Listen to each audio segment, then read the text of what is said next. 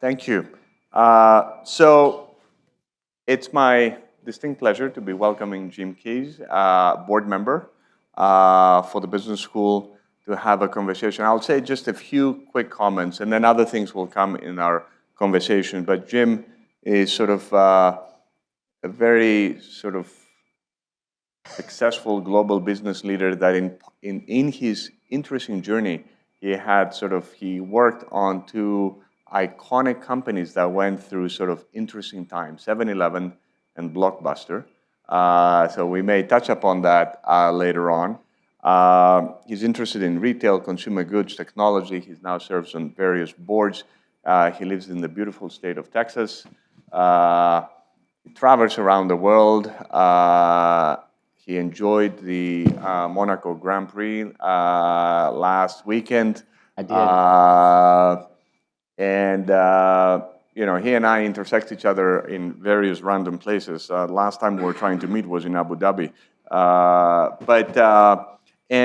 About a year ago, I think, maybe a year and a half ago, he wrote a book about education is freedom, because he's a keen supporter of thinking about how education can be a transformative force that can change actually outcomes for people. Mm-hmm. So Jim, welcome. Thank you so much. Thank you, Costis. It's great to be here. Fabulous, by the way. It's not Uris Hall.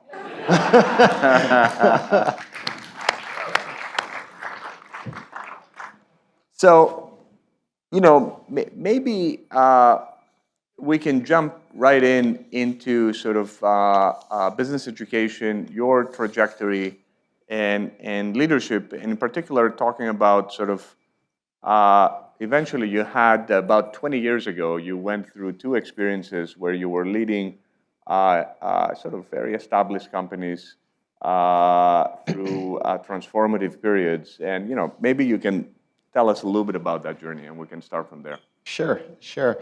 Well, let me begin with the idea of this book called Education is Freedom. Everybody says, what in the world? What does that really mean? But I am literally the poster child for this, because I grew up in a small town, Massachusetts, middle of the state, outside of Worcester. Never thought I would be in business. Very small community. And I ended up at Columbia because I had a professor, a history professor. I was planning on going to law school. That was all I knew, be a lawyer or a doctor. Those were sort of the best things I thought I could be. And literally, after growing up in a 3-room shack with no running water. So kind of frames that experience. I had a professor in college say, Jim, you can't go into law. You're going to be a terrible lawyer. And he was right. I would have made a horrible lawyer. He said, please get an MBA. And I literally had no idea what an MBA was. That's how backwards I was. But Columbia had just launched a JD MBA program, and he convinced me that, or I promised him basically, I would at least apply and do this in 4 years. And the law school waitlisted me. The business school accepted me by some miracle. I have no idea. Good for us. And so I started here. I didn't want to wait. I started here. And it was truly transformative. Never would I have dreamed that I could live the life that I live today, but for the experience here at Columbia Business School. Right. So, we don't always make the right admissions decisions, but, sometimes we get it right with all of you and with Jim. And I chuckle at the thing that you said that you didn't know what an MBA was. I also spell it. Yeah. I also had no idea, for example, at some point in time that people do PhDs in business schools. When I was graduating from engineering, went to another engineering school. Then I started meeting people at Stanford that were doing PhDs in the business school. I'm like, what the hell is that? Later on, of course, I was running our PhD program, and I was like talking about it as if, and then here I am, sort of trying to do the impossible job, so to speak.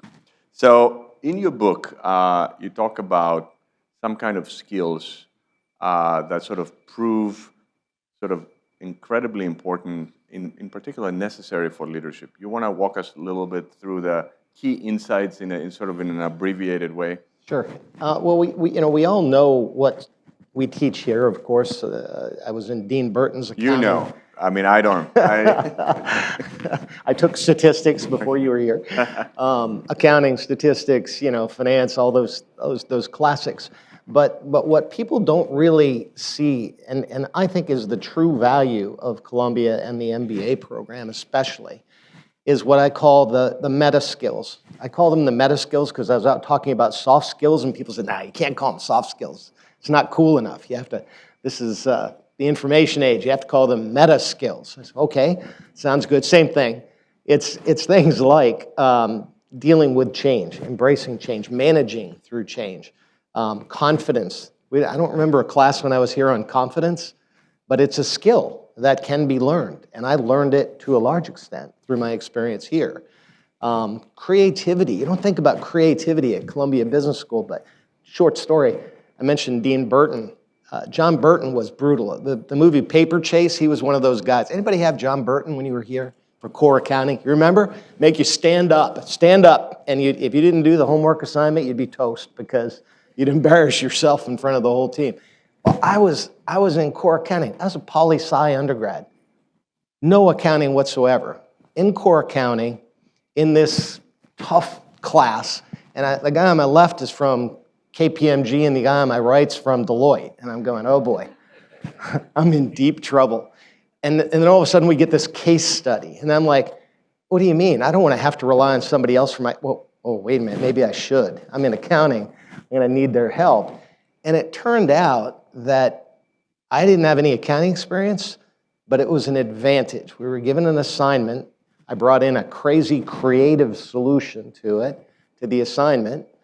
It wasn't GAAP by any means, but it was a solution that got us an A in John Burton's class, as tough as he was. And we were able to stand up and present this, and I actually contributed, which shocked me.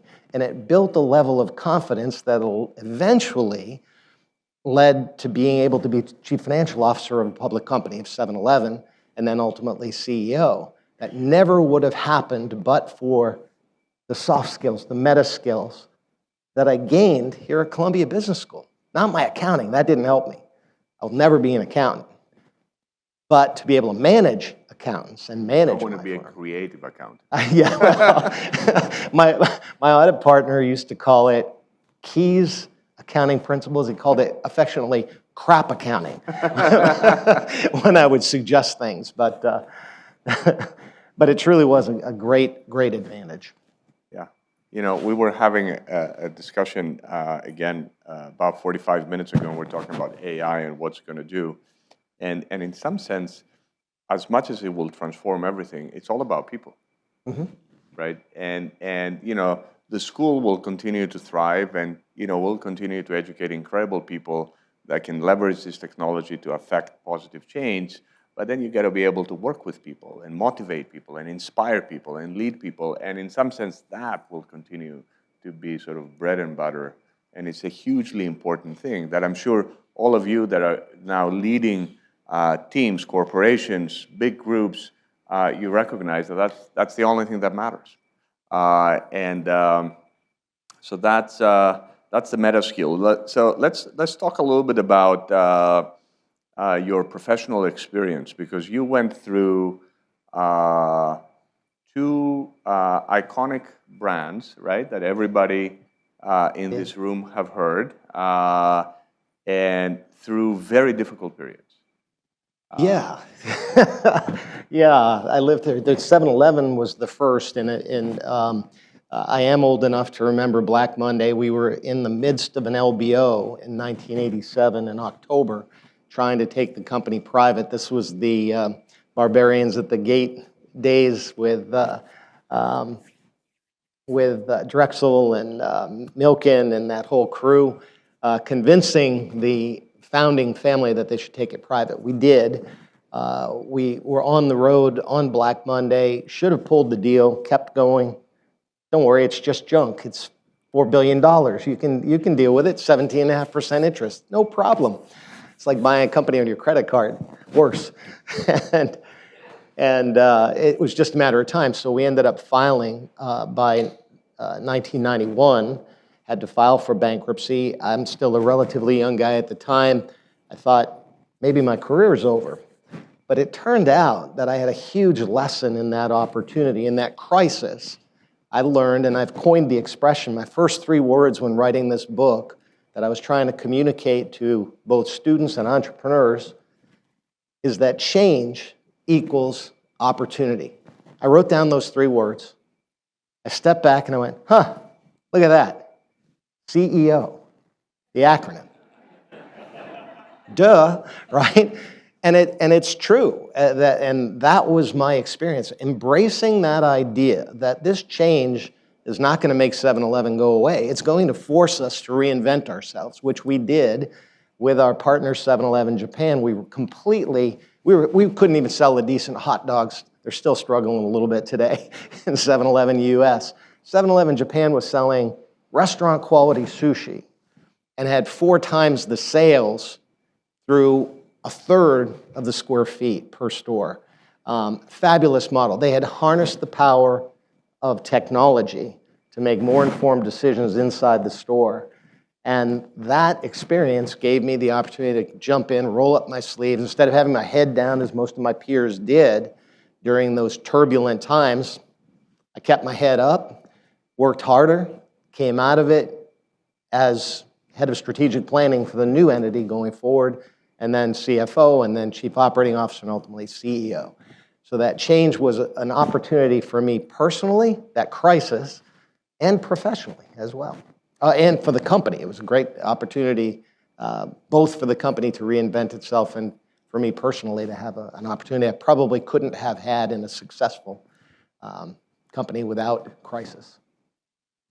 So in the commencement speech that I gave last week, I mentioned almost what you just said, that change and disruption, the way we should view it is as opportunity. Absolutely. Opportunity for impact, opportunity to actually affect change, right? Rather than being swept by change. That's exactly, but I had not thought of CEO. Yeah. That's even better. You can use it. That's for next year. You can use it. But you can think about it, Costis, all commerce begins and ends with change, right? Something changes, someone responds to that change in a positive way, and they profit from it. At some point, somebody in a cave invented fire. His wife probably said, put that thing out, you're going to burn down the cave. And instead, he profited from it. And that cycle continues today, and yet it's probably the hardest thing for business people, once they're successful, to be able to adapt, for us to acknowledge that we've got to keep adapting and keep changing. Let's talk a little bit about Blockbuster. And we spoke a little bit about it last week when you and I had a call, and I realized I had the wrong impression about what happened at the end of Blockbuster. So why don't you tell us a little bit about that journey in sort of after 2000? So Netflix is already around. Yep. Blockbuster was the prevailing company pre-Netflix in the United States, and then things start to change. Yeah, exactly. Thanks for asking, because how many of you think Netflix crushed Blockbuster? Don't be shy. Yeah, majority of people. How many of you think there's a thing going around the internet that the dumb CEO turned down Netflix offer to buy them for $50 million? Anybody hear that? Yeah, it wasn't me. 7 years, but I get tagged if I put something out on social media about Blockbuster. Oh yeah, he's the dumbass that didn't buy them for $50 million. And my response to that is, did you buy the stock at 79 cents when they were struggling? Blockbuster, it is a case study in change management. I arrived in 2007. The idea that they could have bought Netflix was true. That happened in the year 2000. Blockbuster in the year 2000 was partnered with Enron. Most people don't realize this. Enron was way ahead of its time in some things, and one was they had bought up Spectrum. So Enron was sitting on more bandwidth capability than anyone else in the world at the time. Had they not gotten themselves in trouble, their deal with Blockbuster would have been a game changer because they were going to take this bandwidth and turn it into streaming as we know it today, and the ability to transform the way we deliver content. Blockbuster and Enron, way ahead of its time. So this idea that Blockbuster was sitting on its hands, even before I got there, they were very proactive. But then, by the time I got there in '07, Netflix had, their market cap was $1.3 billion by the time I arrived. So buying them wasn't an option. I did have that discussion with Reed, but we couldn't figure out how to balance the fact that Blockbuster was getting crushed in equity value and Netflix was soaring. So we went on our own. And our deal was my very first action as a newly minted CEO at Blockbuster now, having had a very successful run at 7-Eleven. First thing I did was buy a streaming video company. It was called MovieLink. Again, people forget what happened. The studios created MovieLink to be able to prevent what has happened, which is a fragmented market and highly subscription-oriented market for streaming video. The studios made money on a per-movie basis in that DVD rental window. So they wanted us to be successful in owning that streaming business. So they basically, 5 of the 6 studios sold us this company called MovieLink. So now we had a streaming platform. Nobody was streaming yet in 2007, 2008. Heavy buffering, TVs were still dumb. But then what we did is we then had an opportunity to lock up content. So all of the intellectual property for the old movies that Netflix started streaming, we could have done that. Price tag, $100 million a year. Now, this is in 2007. Nobody has any idea how many years it will take to monetize that. So my board, rightfully so, said, let's wait. And we waited. And when we waited, Netflix then now had content to be able to stream. None of that mattered. What ultimately killed Blockbuster was fear. And I shouldn't say killed. What set Blockbuster back was fear. It's this idea that people are afraid of change. And in 2008, you remember what happened? Lehman Brothers collapsed. Everybody was getting government bailouts. Blockbuster had $1 billion of debt on the balance sheet. No problem, we were a cash flow machine. We would rent a movie 20 times before we ever had to pay for it because we had 90-day credit terms from our vendors. But fear creeps in. The first studio that said, no, we're going to take you to cash because you may have to file, that set the dominoes in place, and all of a sudden, all of the studios took us from 90-day credit terms to cash. It pulled $350 million in cash availability out of the company within a 2-week period and forced our hand into filing. So it's ultimately not Netflix that crushed Blockbuster, it was fear. And the studios shot themselves in the foot because they killed their golden goose, which was that DVD window, the pay-per-view window, and basically handed the business then to the subscription streaming video company. So net on all of this, the case study of Blockbuster is content rich in terms of the business learning. It's cash management, it's investor management, it's activist shareholder. I had Carl Icahn as my lead director. Activist shareholder management, it's partner, vendor, supplier management, employee management, all of those elements coming into play. So next time somebody says Netflix crushed Blockbuster, you have my permission now. You set the record straight. Yeah. Also, the timing of adopting sort of new technologies and new ideas. Yeah. Right, like you sort of were front running the ability for streaming, and before it was actually a viable business. Exactly. Sometimes you can be too early. Yeah. So let's pivot back to education. Sure. This is an area that you're clearly passionate about, and wrote a book trying to influence the government, traveling around the world talking about it. Yes. Why don't we start talking about that? You know, what's important about that? What's sort of, how should both society and corporations invest in that? How is that sort of a key driver for success and competitiveness? Yeah, thanks for asking. I have been actively petitioning the government right now. I was down at the Secretary of Education's office 2 weeks ago. We'll be back in about 3 weeks. And basically what I'm setting out is that we have a national security issue, because I don't think any of us really think that we'll be blowing each other up with tanks in the next 20, 30 years. It's going to be cyber. It's going to be technology driven. And if our adversaries have smarter, more educated people and can embrace technology better than us, that's a national security issue. It is a global competitiveness issue. This is the drum I've been banging the loudest, because I was having trouble hiring qualified store managers for 7-Eleven or Blockbuster 20 or 30 years ago.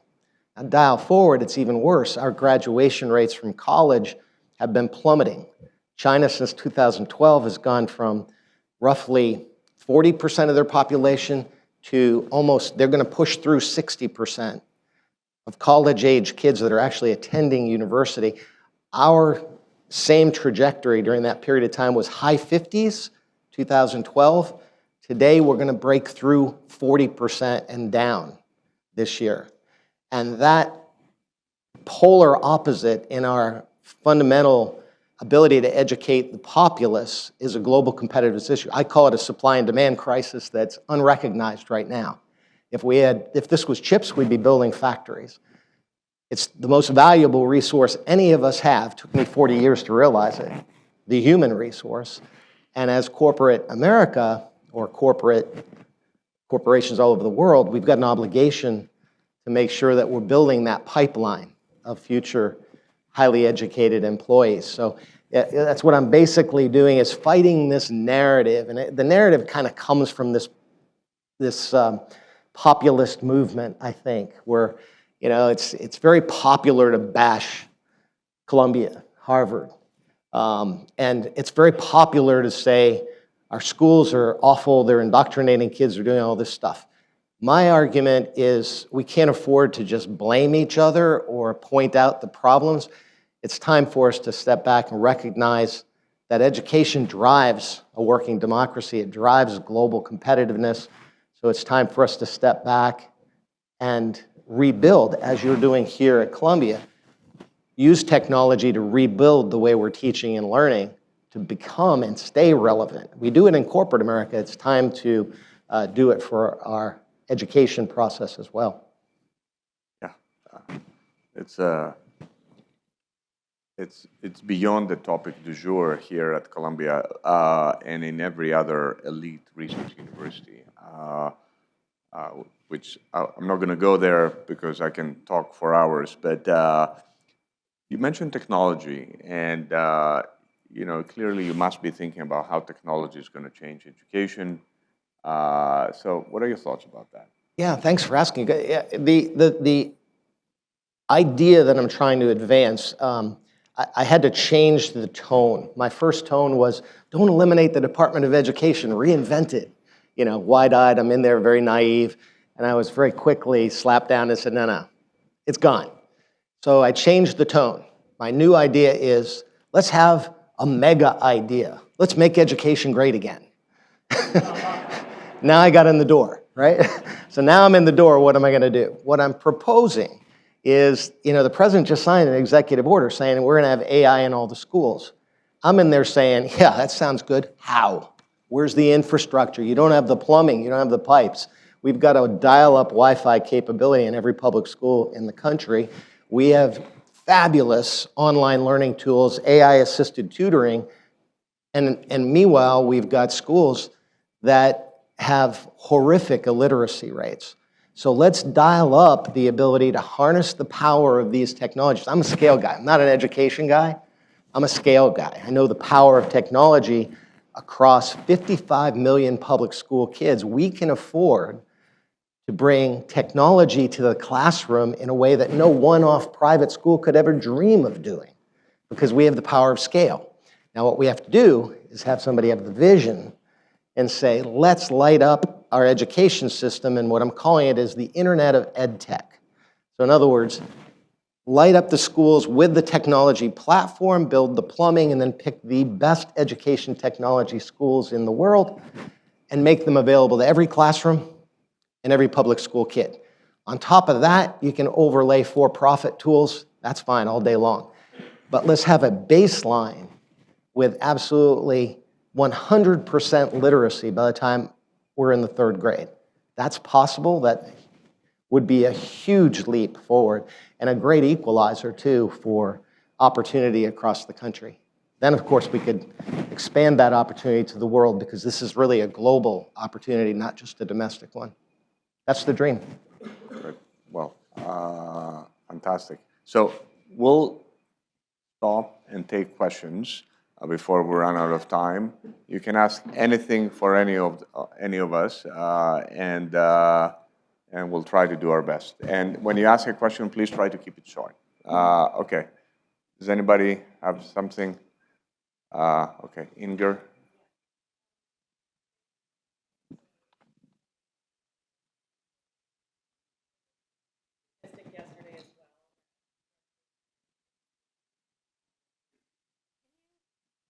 Can you help us understand why?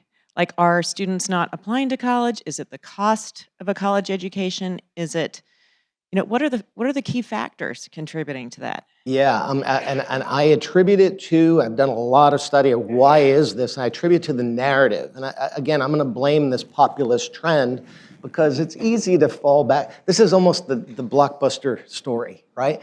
Perception. Perception is college is more expensive. Here's the reality. When I went to school, $10,000 room, board, and tuition. In 2025 dollars, that's $50,000. If you look at then the discount rates that my college has, it's 56%. Oh, wait a minute, that means the $70,000 price tag is really $35,000 or $30,000 for most children. And so college is not more expensive today. The perception that almost everybody has is that it is, but if you look at availability of scholarships, the discount rate that colleges apply, and the reality of $20, $25, and I put it into, for kids, I put it into business terms. As a business person, we'd never make an investment based on current dollars. We'd make that investment based on the discounted cash flow of your investment in yourself. And the average IRR on a college education today is still 15%. And that includes all of these degrees that people think aren't relevant or aren't paying off. It's a very good investment. So yeah, it's this narrative, I think, that really is hurting and causing kids, because you tell a kid you don't have to go to school, great. You get Elon Musk saying, just go out and learn coding. You'll be fine. You don't need to go to college for that. It's like Michael Jordan saying, just go play basketball. I think it would have been a bad career choice. Question over there.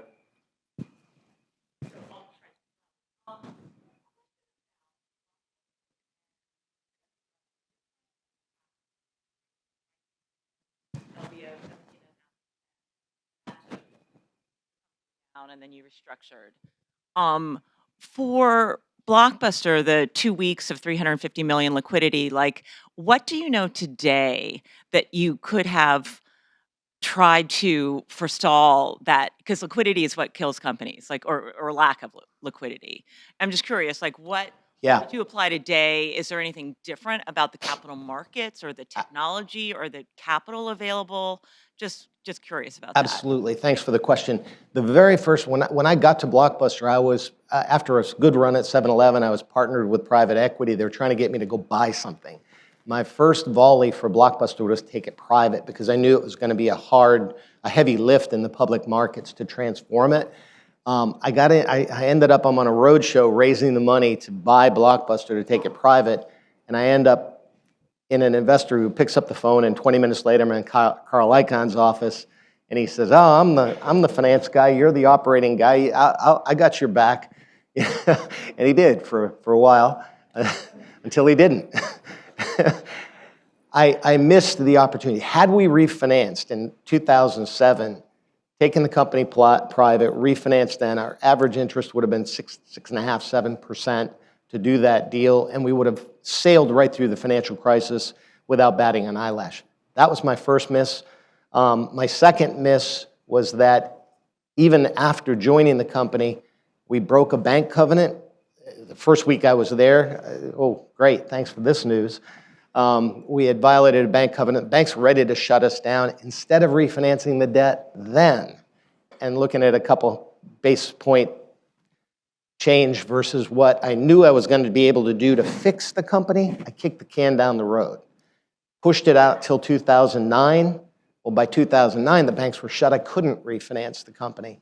And so, yeah, that was the learning. The cash flow management, when you've got an opportunity, even though I didn't have a crystal ball and no one could have predicted what would have happened, had I acted more decisively, managed my cash obligations then, I think we would have sailed right through and we would be bigger than Netflix today. Question?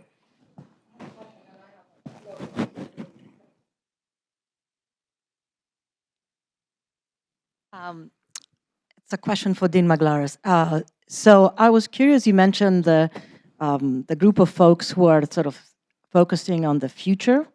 How are they doing that? Like how are they getting their insights? And as an alum, what are your thoughts about making sort of some of that thinking available to alums through classes or anything else? So, I mean, courses that we develop for our MBA students, the intent is that we're going to sort of make them available over time to our alums. So we're working on that. You know, Gen AI courses, sort of courses that overview how AI works, courses that sort of look at AI in different areas, et cetera. So that we're working on. The sort of the people that are scratching their heads about what's the future going to look like, you know, that's me and a bunch of other people that are either come from the field, they know how these neural networks work, they know what they can do, where they have been applied successfully. We're trying different tools. You know, we're talking to our colleagues in computer science. We're talking to colleagues in industry that are sort of deep mind, that are trying to do all sorts of things. And we're constantly trying to sort of experiment with, you know, how can we change teaching? What are people going to have to be able to do? You know, there are companies right now.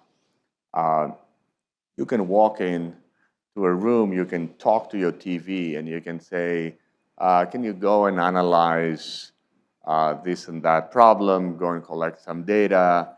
And sort of give me your findings in, you know, 3 to 5 page presentation. And 90 seconds later, you have a presentation in your TV. We all understand you don't have to type because the computer can now understand speech, right? And they can do research. And our students are using that all the time, right? So eventually there are some aspects of what they will have to do that is changing. The question is, how do you teach them to know what they have to do, right? So, you know, we're trying to navigate that boundary. In my view, we just need to be extremely curious right now, and we need to keep trying things. I don't think the sort of let's wait 5 years until somebody else does it and then copy what they do. I mean, you know, the majority of my faculty, the majority of the faculty on every university, not just Columbia, and not business schools alone, are doing that, and that's totally fine. But some people need to be constantly trying because we need to be sort of ahead of that curve. The other thing that I want to say is that this is an area where universities have to lead. AI is a field. The term artificial intelligence was coined in 1956 at a conference at Dartmouth College. And every major invention in AI between 1956 and 2013 took place in a university lab. And pretty much every major invention after 2013 in AI has happened in corporate labs. Okay? But we actually, these corporate labs, all the people that work in these corporate labs, all of them, right? Or 95% of them, came out of PhD programs of places like ours, okay? So it is absolutely important for universities and business schools to be all in that, both to affect the field and the direction of the field, but also how is that going to be changing society, which is a real issue that we need to be thinking. And we're thinking about education, but we need to think about more broadly about society. Costis, can I add? Of course. The last board meeting, I had the privilege, as a trustee, you get to, or as a member of the board, you get to see some things that are cutting edge. And Costis had a couple of the AI professors in, and I saw something that was mind-blowing. It was basically a case study. We all learned case studies. This is an AI-enhanced interactive case study that can argue either side. So it sets up the case, and you take a position on what the company should do, and then the AI tutor comes in and challenges that position. It's fabulous. And so with Costis' leadership, take confidence. The school is on the cutting edge of using technology to change the way we teach and learn. Okay, good. Dan Wang is the person that he was mentioning that created that sort of voice counterparty. Yeah. Right? And we also talked about Netflix, which was very topical for you. Yeah. Other question, one back there. Yeah, Yale.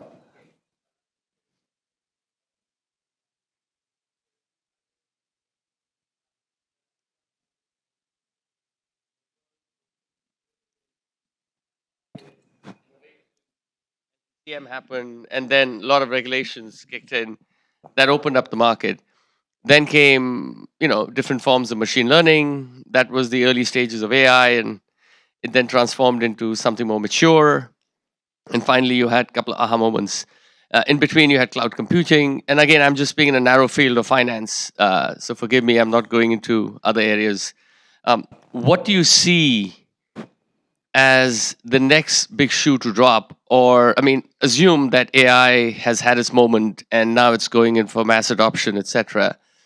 What do you see as the next big disruptive, or not even disruptive, the next big movement that comes after AI, assuming that the world is nonlinear? The next movement after AI? Yeah, something that's nonlinear, you think? So, I think I'm not going to go that far, but I do think that embodied AI, so AI in the physical world, is going to be sort of a big leap.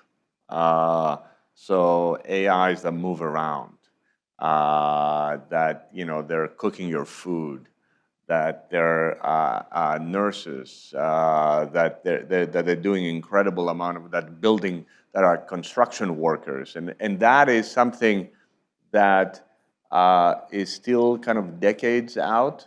The first real robot that is sort of close to being sort of functional is a self-driving car. That's a machine that moves around the physical world, and that's happening. And how many of you have been in a Waymo car? Right? It's great, right? First time it shows up in front of you, and an empty car shows up, and you open the door and you get in, you're like, whoa, and then he starts driving, and it's just fantastic. So I think embodied AI is an area that is actually going to change the world quite a bit. Capital markets. Okay.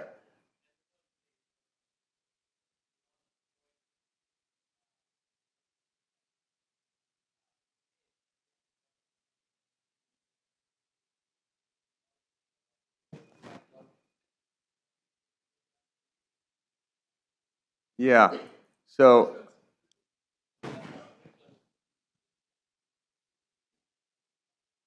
yeah. Yeah, so, all right, so let me just answer that, and then I guess we have to end. So blockchain, I actually think blockchain is a very useful technology, and I think over time it will actually start being deployed in many, many different areas. I view crypto as something that it seems to be speculative in some sense. I view it as a thermometer of the value of blockchain as a technology in some sense, and I think blockchain over time is going to actually be much more relevant in our lives, and it certainly could be enormously relevant in other parts of the world. We do have a significant effort in that space. Part of that sort of digital future initiative that I mentioned, we have the Brigger Lab for sort of digital finance that is doing a lot of work in that space. Interesting events that we do here, both about Bitcoin, with the Ethereum Foundation, interesting courses for our students. So we sort of try to straddle a lot of that space. We have a faculty member that is research director in one of these huge areas that are venture firms that invest in that space. A colleague of ours that is in computer science. Tim Raffgarden is the scientific director of A16Z that is also a big investor in that space. So, you know, there's a lot of work that is happening there, and I actually think that over time it will move away from being speculative to being sort of something that is going to change things. But in the capital markets, I think, you know, I think AI is going to be the major form of not just capital markets, in sort of banking. AI will actually end up being a force of automation of a lot of the work. And there is going to be a lot of stuff that happen by humans that don't need to happen by humans. Compliance is an area that employs like an enormous number of people in banks. I mean, that's just like sort of seems like could be automated within 5 years. And so I think we're going to see quite a bit of change. But going back to, I think what Jim was saying earlier, people are afraid of change, right? And resistant of change. I think AI, and that's something that, you know, the capabilities of AIs are super strong today, and they're going to be outwardly even by the end of this decade. But that doesn't mean that they will actually percolate and disrupt everything within the span of 5 to 10 years, because we as humans and major corporations eventually will resist change. So change will take a little bit longer to be digested. So that's, I think, something that we're going to experience. All right, thank you all very, very, very much. Okay. And thank you, Jim. Thank you, Costis.